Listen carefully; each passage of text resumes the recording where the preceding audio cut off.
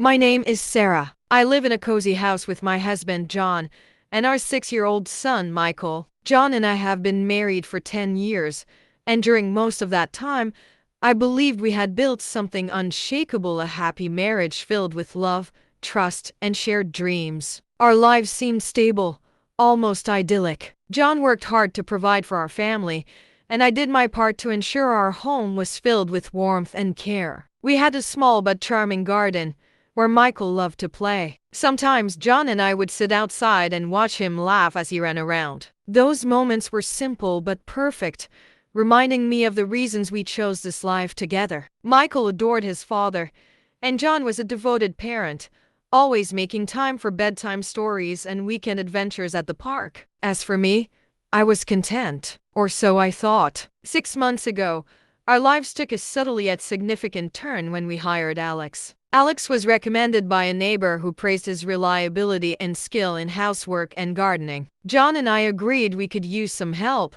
especially since our schedules had become busier over the years. Alex was polite, soft-spoken, and efficient. From the moment he started working with us, he seemed eager to prove his worth. At first, Alex blended into the background. He quietly cleaned the house, trimmed the bushes in the garden, and helped with small tasks like carrying groceries or organizing tools. He even played with Michael occasionally, who seemed to like him. For months, he was just there, a part of the routine. Nothing about him stood out. Life continued in its predictable rhythm. John was often away for work, sometimes returning late in the evening. I had my own busy days, managing both my job and responsibilities at home. Despite the occasional moments of exhaustion, I believed everything was fine. I didn't question our lives or our marriage because nothing seemed out of place. But one evening, something changed. I came home late from work, tired and ready to unwind. John hadn't returned yet. He'd called earlier to say he'd be working late. Michael was already asleep,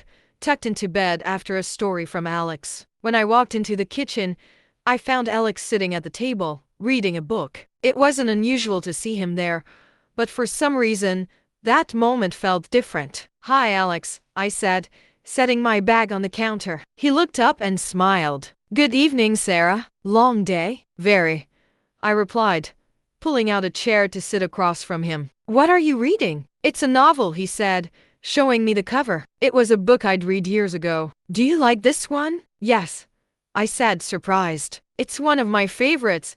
That simple conversation turned into something more. We talked about books, life, and his experiences. Alex told me he had moved to our city for work and didn't have any family nearby. He lived alone, which I thought must be lonely, though he didn't seem bothered by it. For the first time, I saw Alex as more than just a person who helped around the house. He was kind, thoughtful, and easy to talk to. That night, as I lay in bed, I couldn't stop thinking about our conversation. It wasn't anything remarkable, yet it stayed with me. Why? I told myself it was because it had been a long time since I'd talked so openly with someone. John and I used to have such conversations, but those moments had become rare. We were often too tired or distracted by the demands of daily life. In the weeks that followed, I noticed Alex more. His small acts of kindness, helping Michael with a tricky puzzle, bringing me a cup of tea on a cold evening, or simply being there when I needed assistance, began to stand out.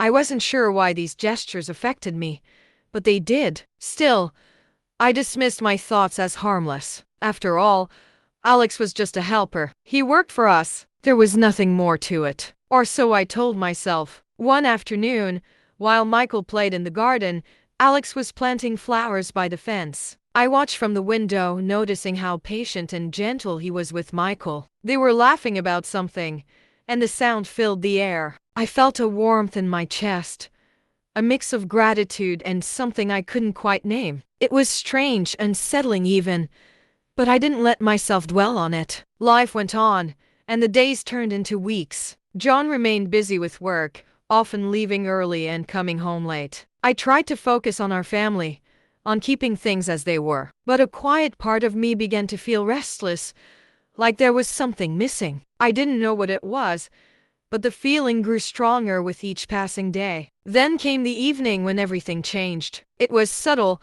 almost unnoticeable at first, but it set in motion a series of events that would alter our lives forever. The day John told me he would be leaving for a business trip, I felt a mixture of emotions. He had been traveling more frequently, and while I understood it was necessary for his job, his absences were starting to feel heavier. Michael missed him, and I often found myself juggling work, parenting, and everything else alone. This trip would last 3 days. It wasn't the first time John had been away, but for some reason, this time felt different. Before he left, he hugged Michael tightly, kissed me on the cheek, and promised to call every night. I smiled and wished him a safe journey, hiding the growing emptiness I felt whenever he was away. That evening, after Michael went to bed, the house was quiet. I wandered into the kitchen thinking I'd tidy up a bit, but I found Alex already there. He was wiping down the counters,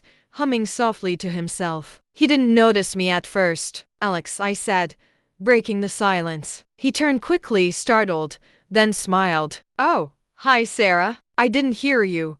I didn't mean to scare you," I said, stepping closer. "You don't have to stay late. Everything looks spotless already."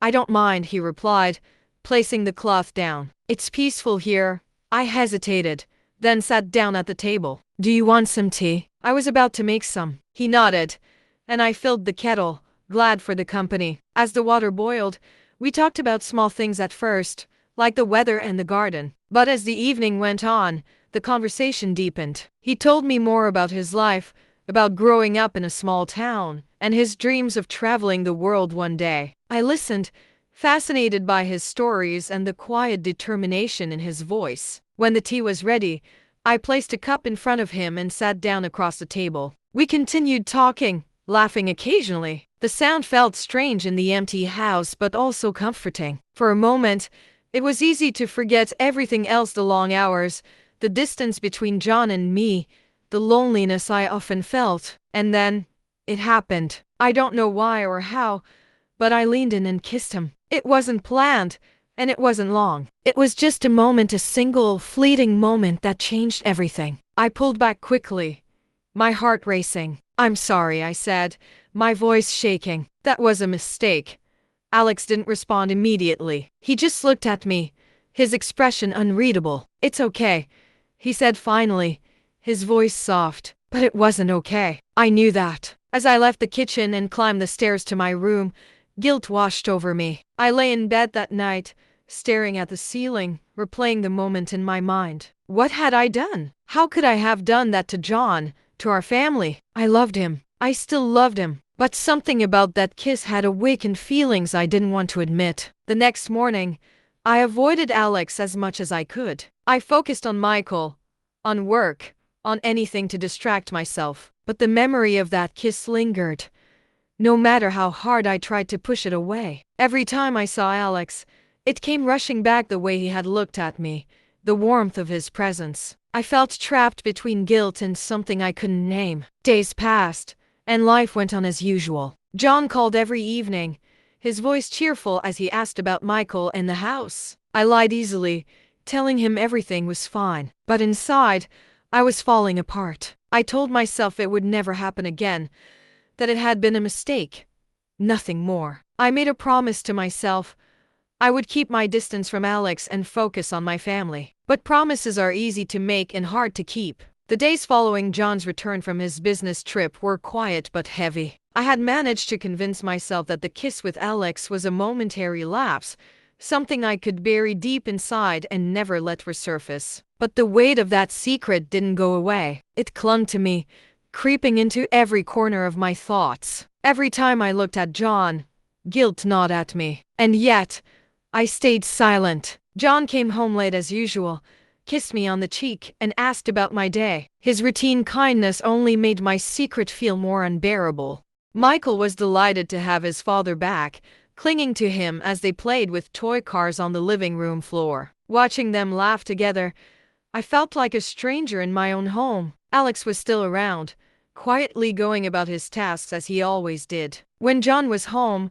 Alex was professional and distant, as though nothing had ever happened. But when we were alone, even just for a moment, there was a tension between us that neither of us could deny. It was an invisible thread pulling us closer, no matter how much I tried to resist. One evening, as I was preparing dinner, I overheard Michael in the living room playing with John's phone. His little giggles carried through the kitchen, but something about the sound made me uneasy. "Michael," I called, wiping my hands on a towel. "What are you doing?" "Looking at Daddy's pictures," he said innocently, holding up the phone. I froze. "Give me that," I said, trying to keep my voice calm as I walked over to him. I took the phone from his hands, the screen still lit. A message thread was open, one I didn't recognize. The name at the top was Lisa.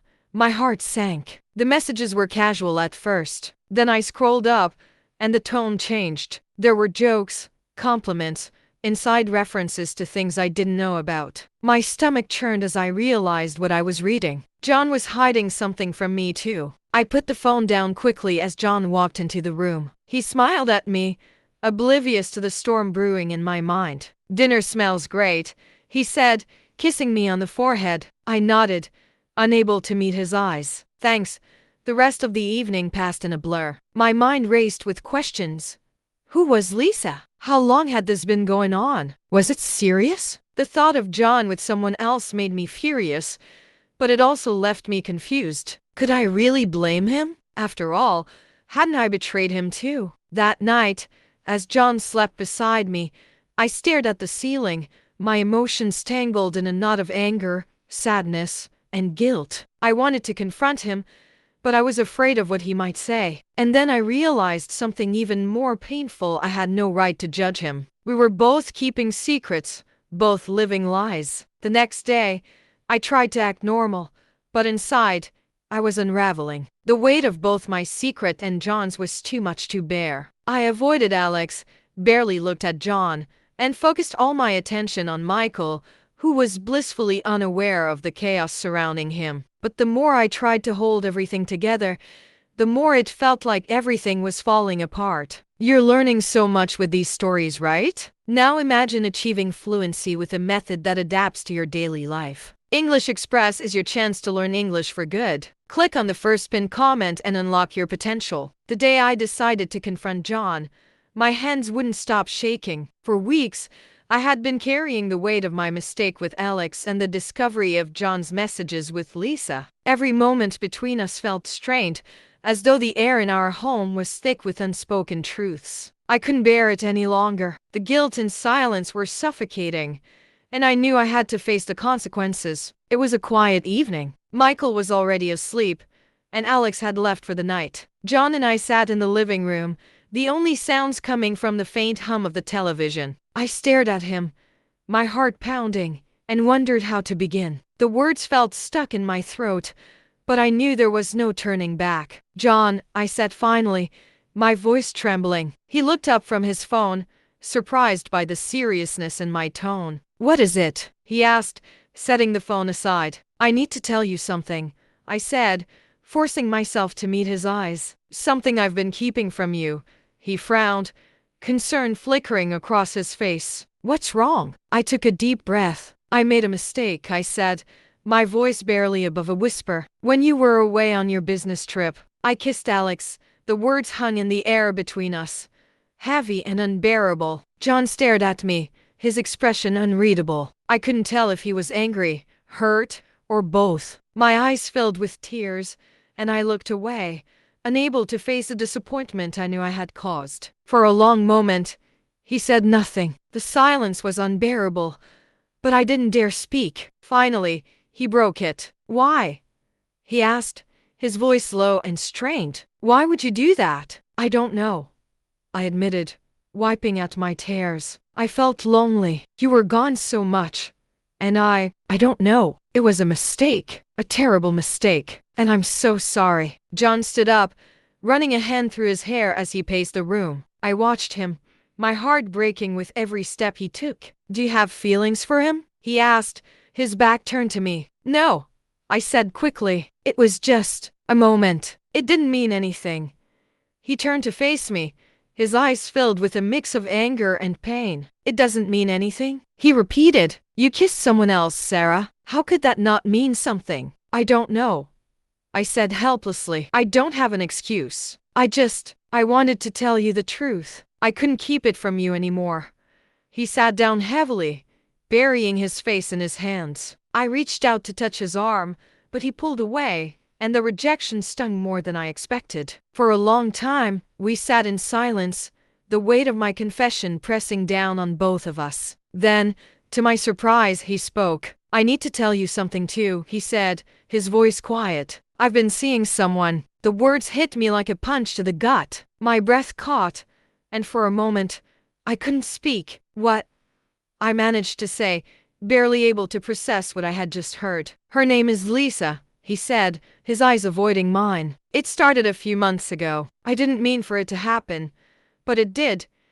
I stared at him, my mind racing. The anger and betrayal I felt were overwhelming, but so was the realization that we were both guilty. We had both broken our vows, hurt each other, and betrayed the trust that held our marriage together. For the first time, we were truly honest with each other. No more lies. No more hiding. We talked late into the night, sharing everything, the reasons, the regrets, and the pain. It wasn't easy, and it wasn't pretty, but it was necessary. If there was any hope of saving our marriage, it had to start with the truth. The morning after our confessions was quiet. John and I moved through the house like strangers, careful not to cross paths too often. The weight of everything we had said hung in the air, heavy and suffocating. Yet, there was also a strange sense of relief. For the first time in months, there were no secrets between us. As I made breakfast, Michael ran into the kitchen, full of energy and laughter. His bright mood was a stark contrast to the tension between John and me. "Daddy, are we going to the park today?" he asked, tugging at John's hand. John glanced at me, and I nodded slightly. "Sure, buddy," he said, forcing a smile. "We'll go to the park later." It was a small gesture, but it felt like a step forward. Despite everything, we both knew we couldn't let our mistakes affect Michael. He deserved parents who were present, who loved him, and who tried their best to make his world feel safe and whole. Later that day, while Michael napped, John and I sat down in the living room to talk. Really talk. It was the first of many conversations we would have in the weeks to come, conversations that were painful, honest, and necessary. "I don't know how we move past this," John admitted, his voice heavy with emotion. "But I don't want to lose you, Sarah. I want to try." His words surprised me. I had prepared myself for anger, for blame, for the possibility that he would want to end our marriage. But instead, he was willing to fight for us. And so was I. "I want to try too," I said softly. "I know it won't be easy, but I'm willing to do whatever it takes."